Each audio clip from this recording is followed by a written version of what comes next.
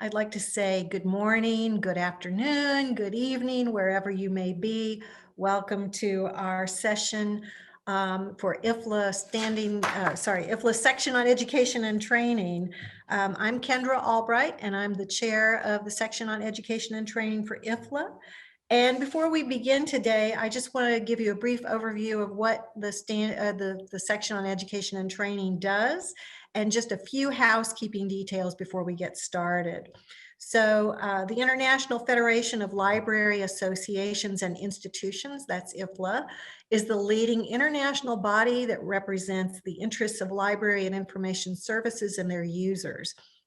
It's actually the global voice of the library and information profession. And within IFLA, there are sections which are the primary focus of the Federation's work in a particular type of library and information service, in an aspect of library and information science, or in a region. And as you probably can gather, SET, which is the section on education and training, focuses on education and training for library and information science professionals based on research and professional practice. It also serves library and information science educators, practitioners, and managers with training responsibilities. With that, for the moment, I want to share my screen. So bear with me. Here you can see just our opening slide, which is the topic for today is Moodle for Education and Training, brought to you by the Education and Training section SET. And I want to do a couple of things. One is I want to let you know this is being recorded, including chat. The video will be posted on YouTube, and the link will be posted to our website, the SET website, webpage, as well as social media. Microphones are being muted for this event. If you have any questions or comments, please type them into the question and answer box. And so I just want to make sure that everyone's aware about the privacy issue, that we are recording this. And if you have any questions, please let us know at professionalsupport@ifla.org. Also, a fairly new opportunity that we have is to provide translation services. So if you're interested in having translation, these are the instructions that you'll need to follow. So you can see on the screen here that you would select View Stream on Custom Live Streaming Service, and this will open a browser window with text. Then you would click on the Settings button to select which language you want, and these are the ones you have to choose from. You can see there on the screen. Once that window opens, you can arrange the windows side by side, so you have the webinar on one side and the translation side on the other. All right. Now I'd like to turn our attention to the main event of the webinar and introduce our moderators, Dr. Jennifer Branch-Mueller. And I have different information here because I went out on the web and looked you up, Jennifer. I just wanted to not read from the screen. And this is what I found, is that Dr. Jennifer Branch is the coordinator of the Teacher Librarianship Program by Distance Learning, and an associate professor in the Faculty of Education at the University of Alberta. She worked as a junior high school teacher and teacher librarian in Inuvik, if I say that correctly, Northwest Territories for 6 years as a teacher in Northern Ontario, as well as having done research in Aberdeen, Scotland. Jennifer's areas of research are information seeking processes, information literacy, education, electronic resources, reference services rather, and teacher librarian education. Because the teacher librarianship by distance learning program is delivered completely online, she is interested in how students build a sense of community in online spaces and how students learn new and emerging technologies at a distance. Jennifer is also interested in professional development for teacher librarians and how they connect and learn through personal learning networks. She teaches courses at both the graduate and the undergraduate levels. And with that, I will stop sharing my screen, and Jennifer, please take it away. Thanks so much, Kendra. Welcome to the session on Moodle for Education and Training. I'm pleased to welcome you to our session and to introduce really briefly my friends and colleagues, all of whom are in Edmonton today, where it's 9 o'clock in the morning. We're going to start with Joanne Rodger, who she and I have been teaching together online for almost 20 years and took our first online courses in the late 90s, Joanne in 1997 and me in 1998. And then next up will be Kais, and he's going to talk about, I have not met him in person, only online, but Joanne has worked with him in her work with a nonprofit. And then Dave Laurie is going to come next and talk about supporting Moodle at the University of Alberta, and he'll speak more about that. And then my boss, Dr. Jerine Pegg, and friend, will wrap up with some research that we've done with other online instructors and talk a little bit about what we found in that research. I'll leave them to give you a little bit more about themselves. Thank you so much for coming from all over the world, and welcome, friends. Thanks, Jennifer. I'm just going to share my screen here.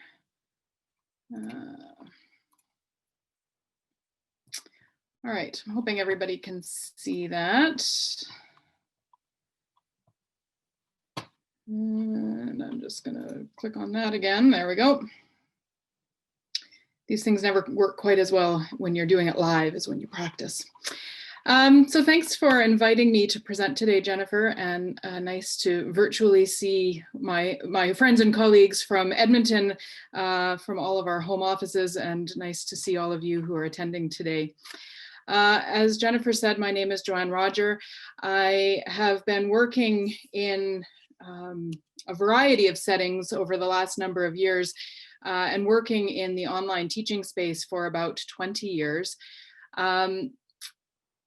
As Jennifer also said, I took my very first online course using a rather crude LMS back in 1997 when I was doing my master's degree, never thinking that it would lead to a bit of a career in teaching online as I moved through subsequent years.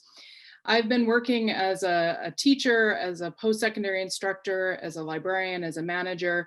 I worked in leadership roles in a nonprofit organization, and now currently work as the curriculum specialist in the medical school at the University of Alberta. So I've had a bit of a varied career working in different areas. One of the things, though, that sort of strikes me, and I got to thinking about this as I was preparing to talk today, is that all of my work experience really revolves around teaching and learning in different sectors, different areas. And a lot of the experiences that I've had or I've been offered really come down to the fact that I have had a lot of experience teaching in the online space. And Dave can probably correct me, but I was trying to remember when we moved to Moodle at the U of A, it was, I think, about 10 years ago. So I've been using Moodle at the U of A for that length of time. And it was actually because of that experience teaching with Moodle that I got to sort of take on some of the learning and development roles that I've had in subsequent jobs. So one of the things that really strikes me as I think about all of this is that I've really been fortunate to work in a variety of places that value learning and value learning in organizations in kind of different ways. And so one of the sort of phrases that has been used in a lot of these places that I've worked is this idea of a learning culture. And working in places that value learning and value or develop a learning culture has really been an opportunity for me to sort of think about teaching and learning in different ways. When you think about what a learning culture is, it consists of a community of workers or people who are instilled with a growth mindset, which is based on Carol Dweck's work. People not only want to learn and apply what they've learned to help their organization, but in a learning culture, they also feel compelled to share their knowledge with others. So in my short time with you today, what I want to do is focus on two examples of places where I've worked, one a library, one a nonprofit organization, that really emphasized the learning culture, and both used Moodle or Moodle products in different ways to support learning at that organizational level. So the first example that I want to talk about is my work at Edmonton Public Library, where I was the manager of learning and development for a couple of years, and had the opportunity to use a Moodle-based product to support the learning needs of the staff at that organization. At the time, EPL had about 600 people working in the organization. They had 20 branches. And so we had staff working at all levels of the organization, from the CEO to people working kind of behind the scenes in the administrative aspects of the library, to library assistants who were the frontline customer service people in the branches, to library managers, and kind of everything in between. So part of my role at EPL was to align the organization's strategic plan, as well as their mission and vision, with staff learning needs. And so that ranged from customer service training to orientation for new staff, to nonviolent crisis intervention training that all of our frontline staff participated in. Learning at EPL really was kind of a hybrid model. We tried to offer sessions in person where possible, and thinking about kind of the experiences that we've all had over the last number of months, the idea of in-person sessions seems a long, long time ago now. But we definitely wanted to have opportunities for staff to learn in person. But we also recognized that scheduling was a challenge. And so we had to find ways to provide some training online to eliminate the need for staff to necessarily travel to a different location to participate in those learning experiences. When I think about the kind of training we provided, we had, as I say, kind of core training that all staff members took part in, but we also had optional training that was dependent on staff members' role, their interest, their performance or appraisal goals, their professional goals, things that maybe their managers wanted them to take. So when I took on the learning manager role at EPL, we were using, had just implemented actually, Moodle Totara, which was a learning management system. Totara is kind of the workplace version of Moodle. It's a little bit different, but very similar to the Moodle instance that we use at the University of Alberta to support our teaching. And I was not involved in sort of the selection of that LMS, nor was I involved in actually getting the LMS set up for the organization. That was done by a previous manager. But I was actually kind of coming in right as soon as the LMS was implemented and was kind of empty. There was nothing in it. So it was a bit of a blank canvas, and I didn't have to worry so much about some of the back end work that had happened to get it set up and running. One of the things that I had to really think about was, how were we going to use Totara to support the learning needs of our staff, particularly when time was a bit of a challenge. So we really were using it for things like scheduling sessions. I really liked the self-registration features that Totara had, that staff could, or managers for that matter, could go in and see various sections that were being offered of a particular session, and they could sign staff up for times that worked with their schedule. We were using Totara to track staff learning, and managers liked at the end of the year being able to run a report to see all of the things that staff members had done throughout the year, which then supported their performance appraisal process.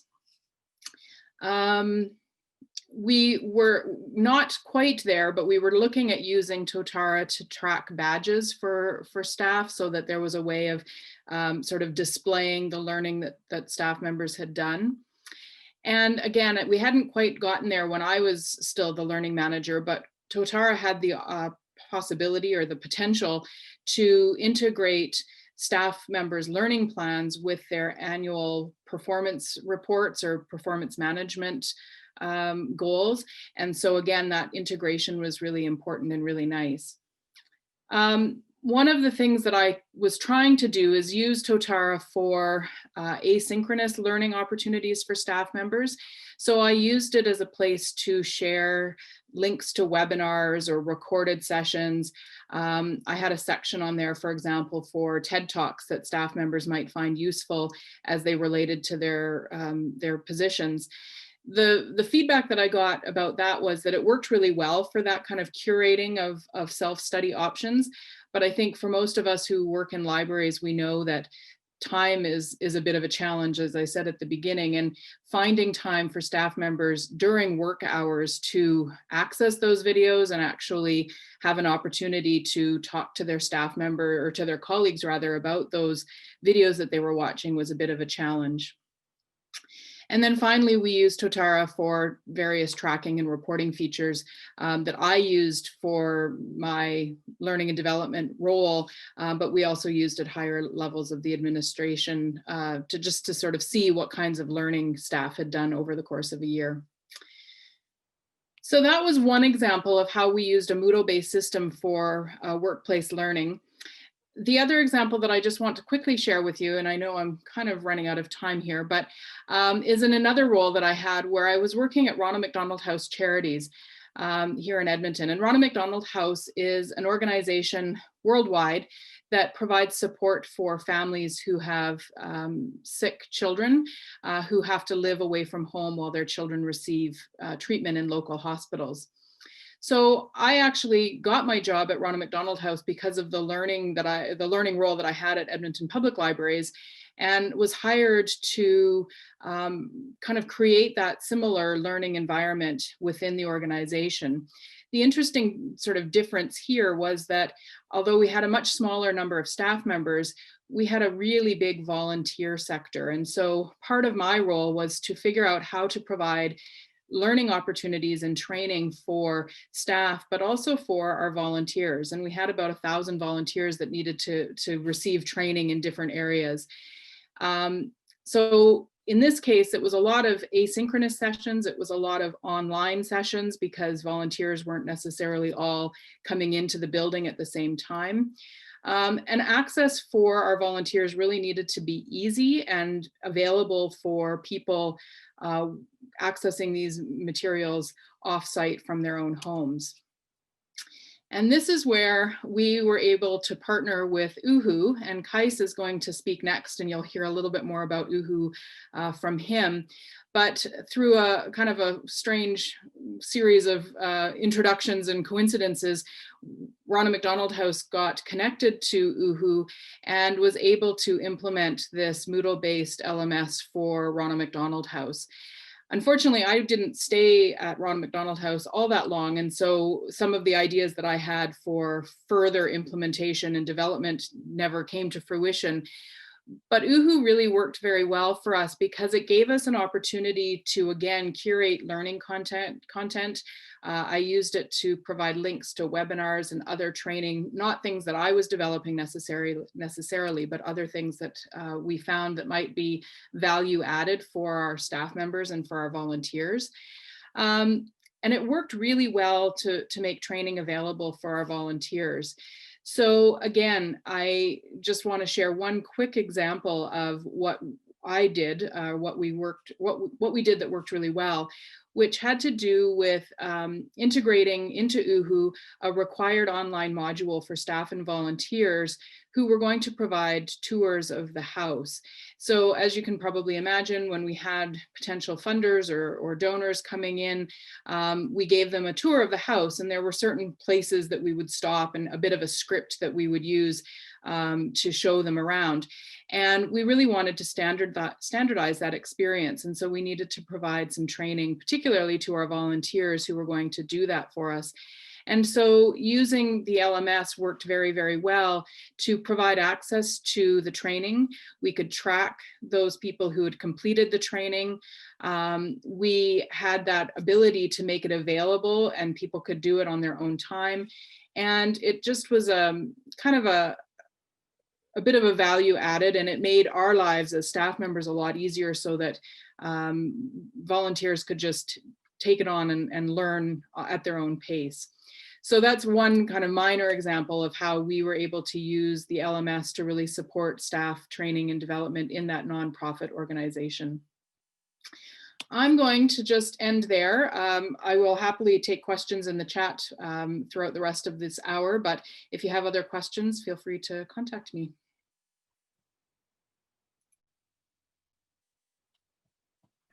Thanks, Joanne. I'll send you on to Kais. Thank you, Jennifer, and thank you, Joanne, for that introduction. That was great. So I'll just quickly share my screen here to talk a little bit about what we do, and then we'll go to a short demonstration of one of the plugins that we developed for a client.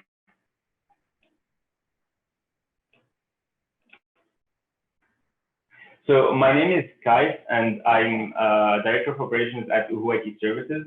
We do a lot of things based mainly around Moodle. So that is hosting services, web development.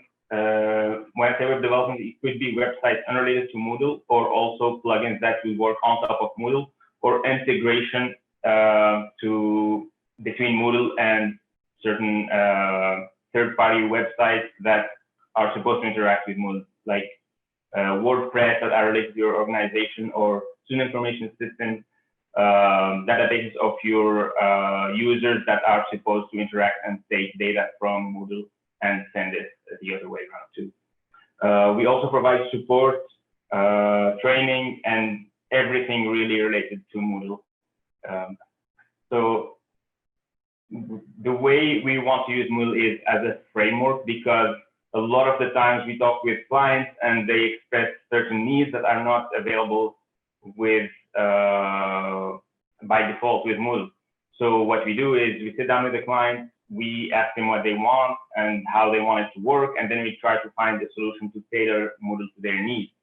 And there's a variety of ways to tailor Moodle to your needs, really, because there are different types of plugins that could be implemented. We talk about blocks, we talk about mods, themes is a big one because a lot of people want to tailor the themes to their brand.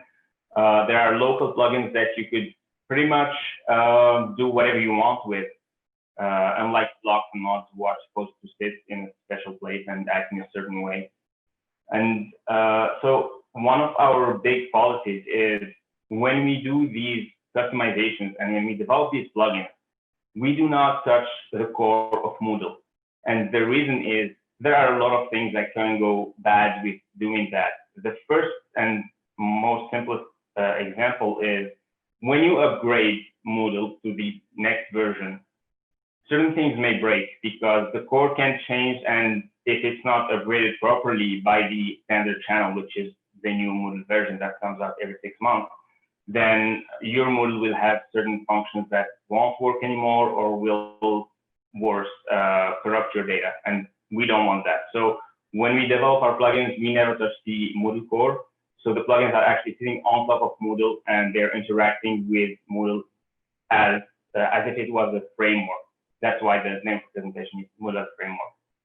So yes, some of the solutions we provided in the past are online admission systems for the University of Alberta's campus, which is the Francophone campus here in Alberta.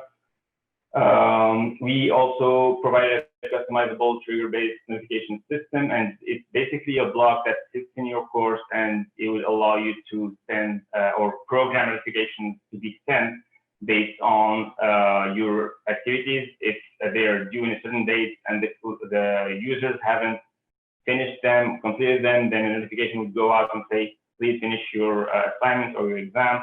If you only have 2 or 3 days left. And so there are a lot of triggers you could put on right there. We also developed custom plugins for Northwest College curriculum development process. It would allow them to basically review all their course development process, and it's a block that sits in your course again, and you could have a dashboard of the different phases of instructional design and where we are at each phase in any point of time. Smart Sender is a totally unrelated to Moodle tool, but it sits on Moodle. I will show you that real quick. And there are really all sorts of integration that can go with Moodle. We talk about single sign-on interactions and data synchronization with your student information system, and single sign-on websites again. So there's also a lot of work we did with the U of A, with different departments of the U of A. And I'm not going to go into detail because I know I don't have a lot of time here. But I'll just show you one of the plugins we did for one client that I have right here. So it's a funding request plugin. So basically, when an applicant sends, so for example, so this is a webinar. If it was saved, then the applicant may require funds to participate in it. So they would go into their page, they would request a new, they would send a new request, and that would send an email notification to their supervisor, and then the supervisor here either recommends or doesn't. So if they don't recommend the funding, then the applicant will receive a rejection email. If they do, then it goes to, then an email is sent and it goes to the applicant saying, so the supervisor has recommended it and now it's in the manager's hands. And then the manager receives the email and then either they approve or they don't. If they don't, then a rejection goes to both the applicant and the supervisor, and he explains why. And if they do approve it, then the applicant receives the approval in an email, and there's the VP Finance here who gets also an email saying, by the way, we're allocating this amount of money to this applicant for this event. And again, so this can be tailored to the organization structure. The only reason there's a supervisor, manager, and VP Finance is because it was the client structure right there. So what I will do is quickly share my screen, my different screen here. So I can show you really quick how it works.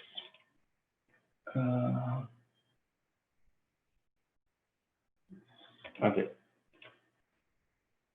Actually, before I do that, I'll show you this SageStand real quick. It has nothing to do with Moodle, but yet it sits on top of Moodle, and it could be a block that sits in your course. And the reason we did that is sometimes you want to send passwords to clients, and we never want to do that by email because it's very bad. And so what this does is I write my password here, and then I generate a link, and the password is encrypted in the database, and we could send the link instead of sending the password to the client.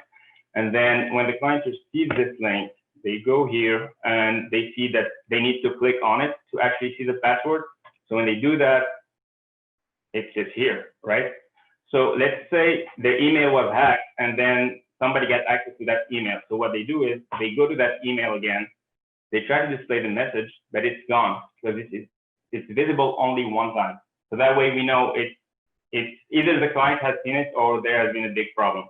And it's easy to track it that way, or at least there's we mitigate the risk of the password being discovered. So this is the first version of this tool, and then it also looks like this, which is a lot better. So there are a lot of things we can do with Moodle.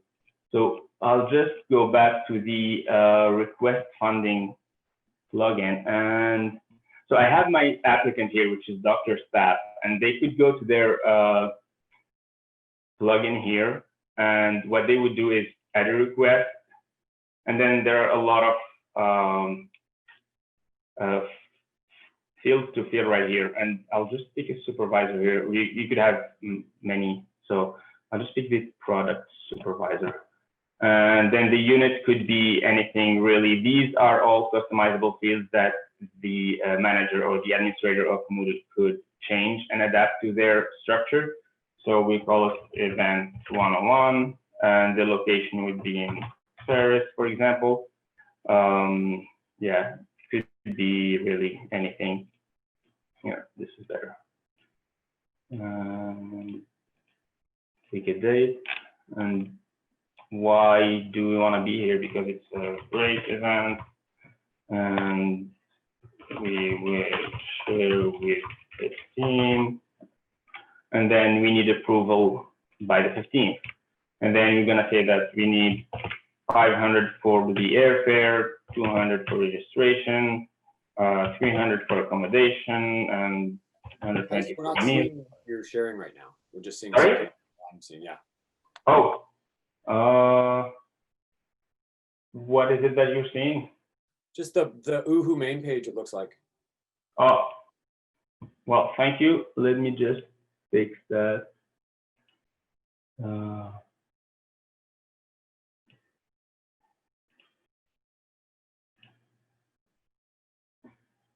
Is this working? Yeah, that's got it. Oh, perfect. Were you able to see the SageStand demonstration earlier? Yeah, that worked fine. Okay, perfect. Thank you. Here. Thank you. Awesome. So yeah, so this was actually the new request application. So I'm a staff member here, and that's my name. So I chose a supervisor in this list, and then I was basically filling the fields in this form, which would be a piece of paper years ago. So then I was just filling the amount of money that I would need right here, and that would be the total. And if I have other funding, then I would put it here, and that would get subtracted from the total requested. And then I would save the changes, and that should send an email to my mailbox, actually to the supervisor's mailbox. If this is actually working.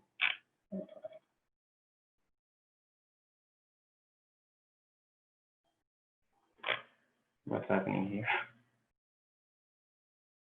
Okay. So now if I go to supervisor number 3, I should get an email. Yes. Okay, so I got an email saying that this request needs my attention, and there should be a clickable link. But every time there's a presentation, something goes wrong. So I'll take this link here, and I'll just go to my supervisor page, which should be this one.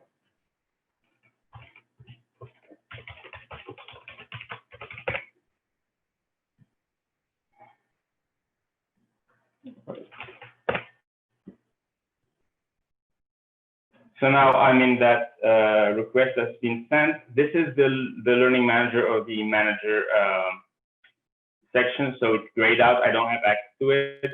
My section is a supervisor's recommendations. So I could go here and read who this person is and what they're asking for, the date, all the details, and how much they're requesting. And if I think it's good, then I will say, actually, this is good. I recommend it. And then they could approve it, and that would send an email to the applicant letting them know that the application is in the manager's hand now, and also the manager would receive the email saying that they have to approve or not a request that they just received. Am I good on time, Jennifer, or? Not really. I think that you got to wrap up, guys. Sorry. All right, cool. Yeah, no worries. So basically, the process goes on, and then the manager would get an email here.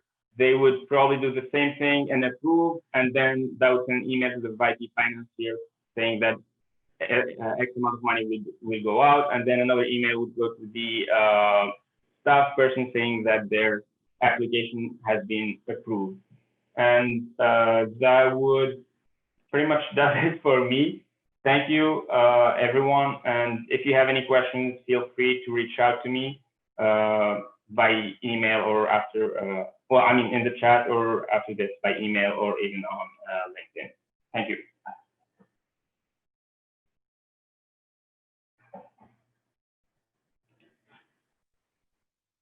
Okay, Dave, you're up.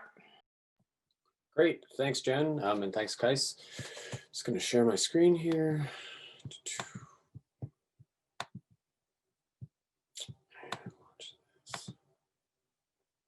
Can everyone see that okay? Yes, we can. Great. So my name is Dave Laurie. I work at the University of Alberta in the digital learning environments team. I've been with the institution for a fair number of years here, about 15. We adopted, as Joanne mentioned, Moodle as the campus's main enterprise LMS about 10 years ago. And I've been a site administrator of Moodle for that time. So what I'm going to talk about is just if you or your organization were to adopt Moodle, what would be some of the customizations you could make to fit it for your purpose? That's one of the great things about Moodle, is that it's just a very, it's a flexible tool. That flexibility is one of its most impressive features, I think. It does really a lot of things. There, on Moodle's website, it lists that there are about 200,000 registered Moodle sites around the world. It's one reason for sure is it's open source, so you can do with it what you will. This probably means that there's way more than that out there, with people not actually registering their sites. Those is just something that people do voluntarily. So Moodle just only gets the data about that. So the sites are used for tons of different purposes. There's a lot of K-12, there's colleges, there's post-secondary, there's a lot of workplaces. You even see a lot of the custom features, like Kais was just talking about, how you've used Moodle as a framework just to do a specific function. And I think we even see a lot of instructors just having a custom installation of Moodle just for a particular course. So that broad user base means that there's a lot of customizations you can do under the hood to sort of get it to do what you want. For the post-secondary context, where I've got my familiarity, there's a few challenges there. One, it's a very big installation, so you have to be, sort of concerned about the performance side of things. We have 40,000 students in a term, and we usually run somewhere upwards of 3,000 credit courses a term. This is even a little bit higher this term with what's going on and with the straits we're in right now.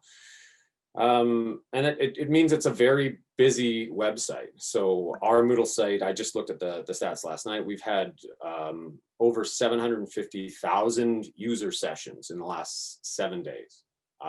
It's high numbers of traffic, so you have to be concerned about the performance, that sort of stuff. And Moodle handles all that pretty well. We've, over the years, tuned our performance. We've gone through a couple of, 2 or 3 different hosting provider changes, and sort of we feel like we've got it running pretty well, but you'll always learn more as you're going along.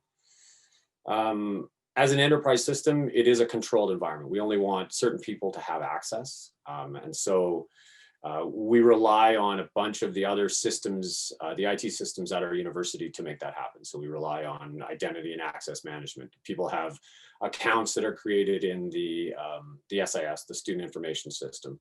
And those things are integrated into eClass, and Moodle facilitates all that. eClass is the branding of our Moodle installation at our campus. So I often just don't call it Moodle, I call it eClass. So yeah, other things that are integrated, the course enrollment. So our registration system puts all the students in the courses as they get created. All that is sort of handled automatically in the background. So Moodle provides all these linkages. There's tools that hook everything up, and Moodle is fully modernized in terms of server security protocols. It's got to be compliant with all these other types of systems that are enterprise caliber. Moodle facilitates all those linkages. At our campus, we've also used Moodle as sort of a hub for our digital learning environment. We sort of link out to a number of the the e-learning tools that we have as a part of the digital learning environment. We have synchronous lecture tools. We've used both Adobe Connect and Zoom for that. We have an e-portfolio service. We have a number of other integrations that some with our Google Educational Suite, so we can port documents back and forth. We can embed documents easily, that sort of stuff. And more lately, we've been integrating a lot of third-party tools via something called LTI, which stands for Learning Tool Interoperability, which is just an industry standard for linking up different systems and passing data back and forth. So given that context, I'm going to talk about some of the sort of customization options we've chosen, and sort of to give you a sense of what you might want to choose if you're going to sort of adopt Moodle. So one of the big ones is the roles. So the role mappings for our university registration system can be specifically set up on Moodle so that the different users coming in have automatic access to all the things that they should. Students can only do certain things in courses. Instructors can do certain things in courses. And Moodle allows for any number of these roles to be created. They have some out-of-the-box ones that sort of meet most needs.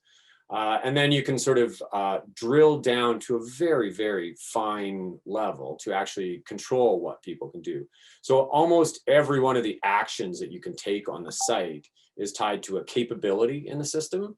And you can actually go to the roles and define them to say, oh, on our site, we don't want students to be able to do this function. And you can just sort of customize the role. So anybody who arrives in that role doesn't have that function. Those can be changed at the very context, or sorry, at the different contexts in the system. So for a particular course, you've got your default role where students can't do a function. Oh, but in this course, I want students to do that. At the course level, you can change the role with that capability customization to allow that function. So it's a really powerful tool to how you get users to interact with your system. Over time, we've gotten up to about, somewhere between 10 and 15 roles. We've had requests from our user base. It would be really useful if out of the box we could have a role that would do this. We've added tutors, we've added a librarian role recently, and those sorts of things can really have your users getting as much as possible out of your installation.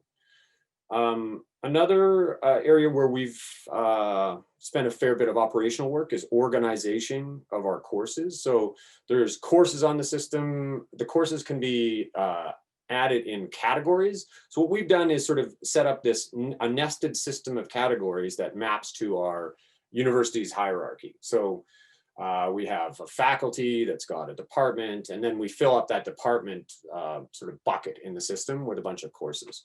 What this allows us to do is to have users who can see all the courses at that department level, sort of administrative users or academic leaders of departments, deans, department chairs. Those sorts of people can have access so that they can, oversee all the courses, but without actually being enrolled in them. So they can, do accreditation type stuff, check in on things. If there are designer roles at those categories where someone needs to add content to all these different things, that can be done at various spots in the institution and not sort of at the institution as a whole. So sort of not to overwhelm those types of users.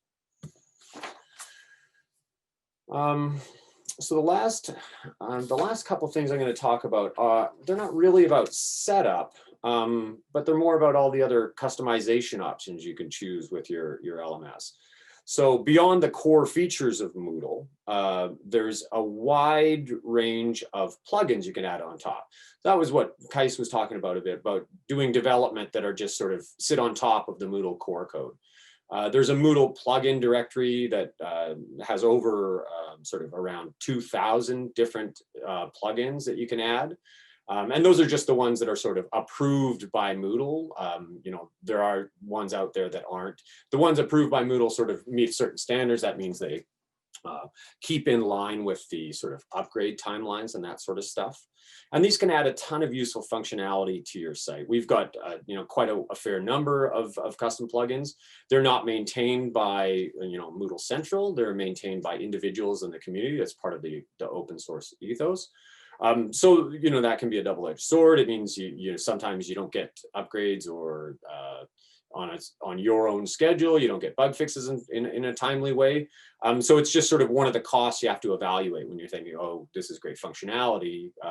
How frequently is this plugin updated? Is this something that we should put into our institution's code base?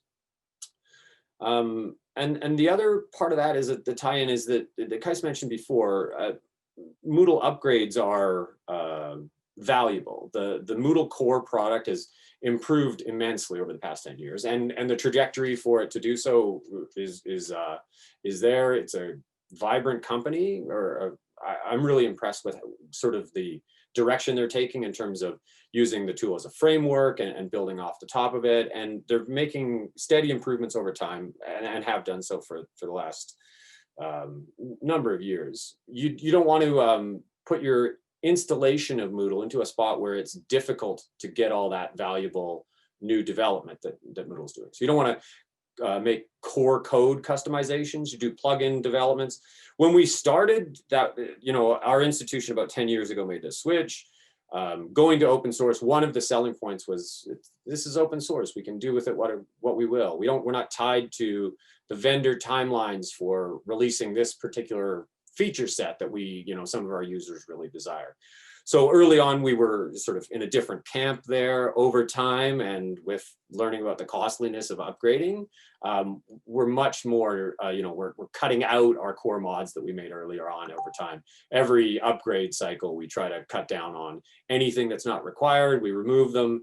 Wherever possible, we put plugins in, or we more and more now we do our development for new features entirely external to Moodle. We make them as LTI tools, these web applications that we link via this LTI standard that are entirely separate from Moodle code base. We don't even need to develop in PHP anymore. We can develop in languages that are a little bit more modern.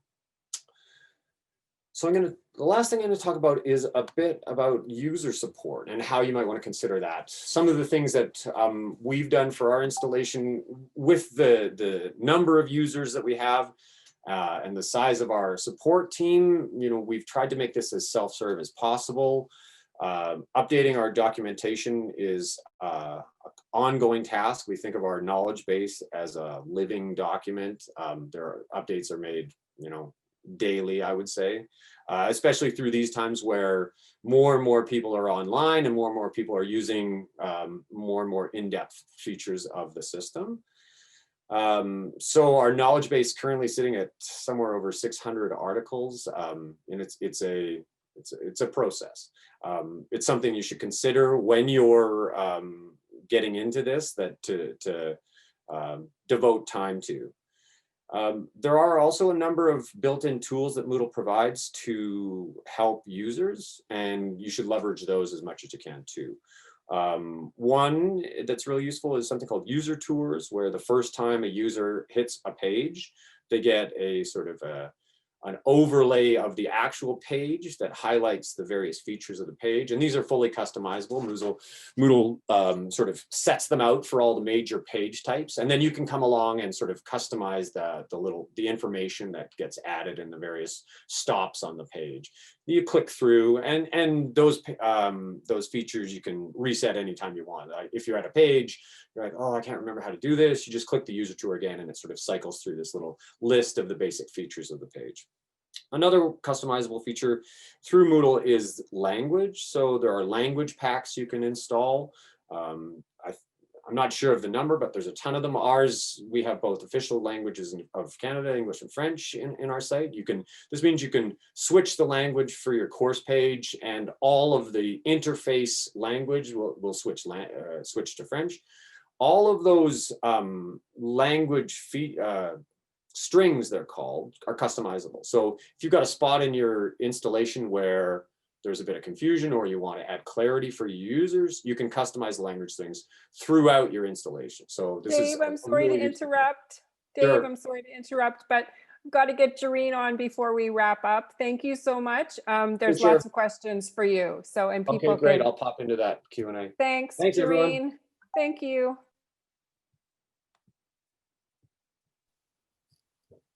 Hi, everyone. Let me share my screen here.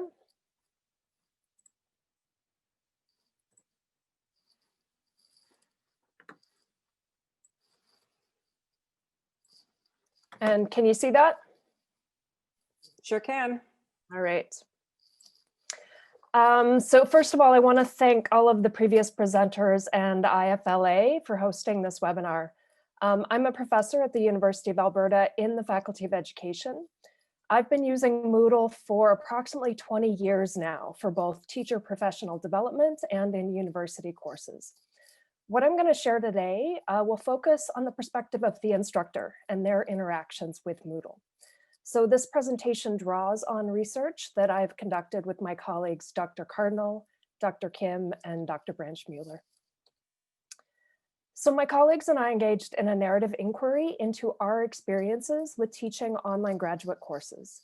Our research was guided by very broad questions of what is online teaching and who are we in this space. So the four of us are post-secondary teacher educators with a range of experience teaching online graduate courses, primarily in an asynchronous format. We all used Moodle in our courses, and in this presentation, I will use our narratives that came out of our research to discuss the ways that the Moodle LMS was utilized by each of us to support our diverse ways of engaging as online educators. The research in this presentation is currently under review for publication, so I've cited it as such and will hopefully soon be available. So through our narrative inquiry, a number of threads emerged that are captured in these three questions. Who am I as an online teacher? What forms of teaching and learning matter most to me? And how and where does learning occur? So in this presentation, I will share parts of our narratives that highlight these threads. So for each narrative, I've actually recorded audio so each person can share that in their own voice. So I'm going to start with Jennifer's narrative, and hopefully you can all hear this. I feel exhilarated after my 2-hour class with pre-service teachers. The elevator opens and I walk down the hall to my office. I drop my backpack onto the floor and melt into my office chair. I am exhausted. I reflect on the differences in my teaching life as I open up eClass to check on my online grad class. I think about place, pace, preparation, and the opportunity to pause. When I think about my teaching, because I taught in Indigenous communities, it's about living communities, right? It's living in community. So Jennifer's narrative touches on some of the differences between engaging as an educator in a face-to-face classroom and that of the online learning environment. For Jennifer, the place in which teaching and learning occurred was at the core of her narrative of teaching and learning. It was about place and it was about community. So when we think about using Moodle as an LMS, for Jennifer, she endeavored to create community in an online asynchronous course by harnessing the power of the discussion forums and integrating her expectations around how students would engage in the discussion forums by using carefully crafted rubrics that over time, as Moodle developed, were able to be embedded directly into the Moodle LMS. A bit of my narrative. My early memories of school often involved conflicts between how I was being taught and how I wanted to learn. Even as a young child, I didn't really see the importance of being in a classroom to learn. I don't have an idealized image of school. I have few positive memories of learning in school. To me, what's important is creating learning moments, learning situations. That doesn't have to happen in a classroom. So for myself, as an online educator, because I often found typical school environments as limiting to my own learning as a learner, I sought structures in my teaching that allowed me to move beyond the four walls of a classroom and scheduled class times. So when I utilized Moodle, it allowed me to create these learning situations that extended those boundaries of the traditional classroom, even within an online learning environment.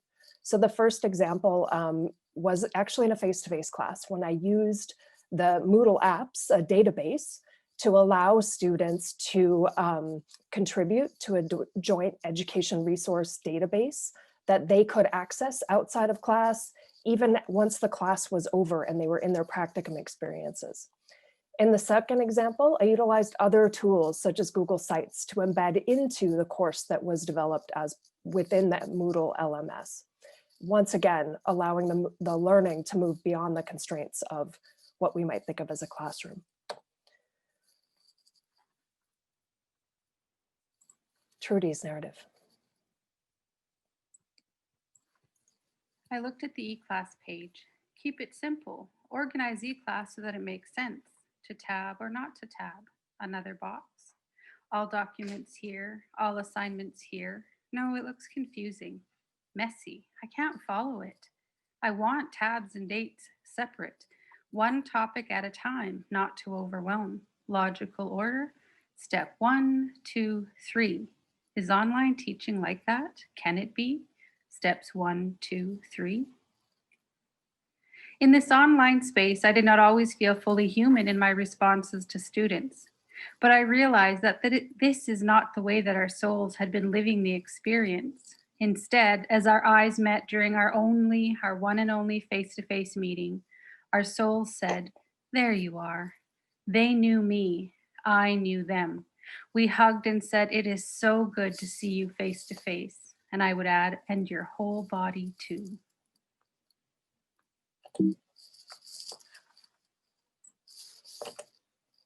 Yep. There we go. So for Trudy, the organization of the E-class mattered because she cared so much about student experience. She wanted the experience for students to be step-by-step, logical, and linear so that students felt safe as they entered into the online learning landscape, while also understanding how complex humans are and how messy life can be.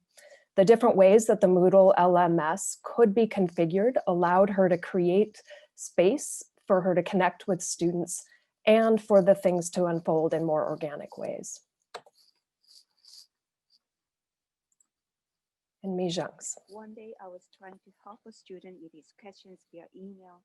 And at the end of our email conversation, he wrote, "I'm really enjoying it far more than I expected. You've been an amazing facilitator of some difficult topics. Have a great day." At first, I was really happy to hear that he's been learning and enjoying the course so far. But then this email started to challenge me to ask, am I a facilitator?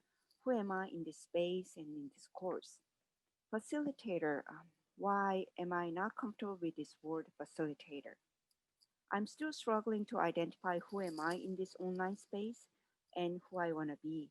My expectation is that I want to be a teacher in my own definition. So Mijang's narrative highlights the ways that being an educator in an online environment can challenge our own sense of identity as teachers and educators. When asked to describe how the Moodle LMS related to this issue of being a teacher or a facilitator, Mijang stated that, quote, "I designed the course. It shows my name as instructor. It has my face in the discussion forum. I discuss with students in the forum. I'm organizing and checking students' activities. Am I teaching? Am I facilitating?" For Mijang, this is a question that she's still working to answer, and she's continuing to work through how she can design her course and the online environment to represent the teacher she wants to be. So what did we learn? We learned through our inquiry that each of our teacher narratives was unique, and that what mattered the most to each of us and the places that held tension were related to our teacher identities, our views of teaching and learning, and how we conceptualize the teaching and learning environment. This then impacted the features of Moodle that we cared the most about and the ways that we interacted with the Moodle LMS. So what I would say are implications for those listening, whether you are in post-secondary environments or library environments, is that our stories of teaching and learning matter and should be central to the instructional design process. Supporting instructors and students to understand the mechanics and available tools of the LMS are important, but we also need to pay attention to the personal beliefs about teaching and learning that are held by instructors and students and how that might inform instructional design. So I'll just leave you with a few questions that could be used to ask educators and learners about their own stories of teaching and learning to support decisions about instructional design. And thank you, and just say thanks to the funding that we received to do this research from the Faculty of Education at the University of Alberta. Thanks so much, Jerine. That was perfect. That was 6 o'clock on the dot for me in Austria. Thank you, everybody, for your presentations. I know Joanne, I've seen Joanne on there answering questions, and Dave and Kais too. And I don't know if Kendra wants to wrap us up or if I should do that. Jennifer, that's fine. You can go ahead and wrap us up. I know you'll do a great job, and thanks to everyone. So as Kendra said, some of you didn't come on quite at the beginning, but this is recorded and it will be available on YouTube and also on our section for education and training website. You will also be able to find all of the presentations there as well with contact information. Thanks so much. We had 61 participants and we were thrilled to see you from all over the world. So wherever you are, please stay well and stay safe, and Happy New Year. Bye-bye.